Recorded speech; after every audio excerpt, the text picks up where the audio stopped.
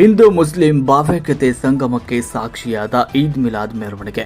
ಕೋಮು ಸೌಹಾರ್ದತೆಗೆ ಹೆಸರಾಗಿರುವ ಮಾಗಡಿಯಲ್ಲಿ ಸಡಗರ ಸಂಭ್ರಮದ ಈದ್ ಮಿಲಾದ್ ಆಚರಣೆಯನ್ನ ಮಾಡಲಾಯಿತು. ಮಾಗಡಿ ಪಟ್ಟಣದ ನರಸಿಂಹ ವೃತ್ತ ಶ್ರೀ ಗಣೇಶ ದೇವಸ್ಥಾನದ ಮುಂಭಾಗ ಈದ್ ಮಿಲಾದ್ ಬೃಹತ್ ಮೆರವಣಿಗೆ ಅದ್ದೂರಿಯಾಗಿ ನಡೆಯಿತು.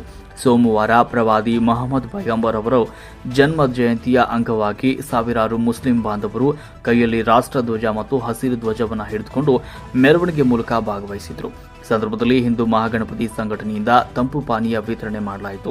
ಮೆರವಣಿಗೆಯಲ್ಲಿ ಪಾಲ್ಗೊಂಡಿದ್ದ ಮುಸ್ಲಿಂ ಬಾಂಧವರನ್ನ ಆತ್ಮೀಯವಾಗಿ ಬರಮಾಡಿಕೊಂಡ ಹಿಂದೂ ಮಹಾಗಣಪತಿ ಸಂಘಟನೆ ಕಾರ್ಯಕರ್ತರು ಈದ್ ಮಿಲಾದ್ ಹಬ್ಬದ ಶುಭಾಶಯ ವಿನಿಮಯ ಮಾಡಿಕೊಂಡರು. ಬಳಿಕ ಸಿಹಿ ತಿಂಡಿ, ತಂಪು ಪಾನೀಯ ವಿತರಣೆ ಮಾಡುವ ಮೂಲಕ ರಾಷ್ಟ್ರೀಯ ಭಾವೈಕ್ಯತೆಯನ್ನ ಮೆರೆದರು. ಇನ್ನು ಭಾವೈಕ್ಯತೆಗೆ ಸಾಕ್ಷಿಯಾದ ಪೊಲೀಸ್ ಇಲಾಖೆ ಇತ್ತೀಚೆಗೆ ರಾಜ್ಯದಲ್ಲಿ ಕ್ಷುಲ್ಲಕ ಕಾರಣಕ್ಕೆ ಮತೀಯ ಗಲಭೆಗಳು ನಡೀತಾ ಇದ್ದು ಜನರ ಅಶಾಂತಿಗೆ ಕಾರಣವಾಗಿದೆ. ಇದನ್ನು ಅರಿತ ರಾಮನಗರ ಜಿಲ್ಲಾ ಪೊಲೀಸ್